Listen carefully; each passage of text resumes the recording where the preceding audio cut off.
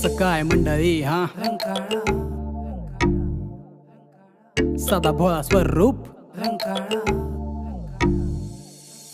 दगडाच्या खाणीपासून उगम झाला तलावाचा, रंकाळा नावाने गौरव झाला आईच्या रक्षकाचा. 1877 साली फुटला नारळ बांधकामाचा, 1883 साली घडला इतिहास पूर्णत्वाचा.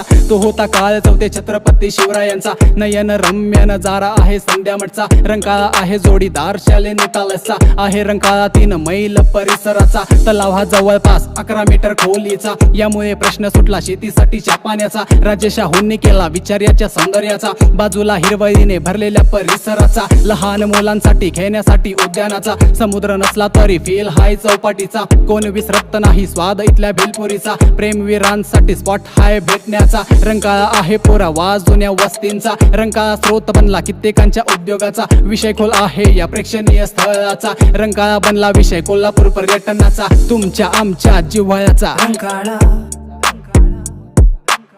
कोल्हापूरचा सुंदर हा रंकाळा. तुमच्या आमच्या जिव्हाळ्याचा रंकाळा,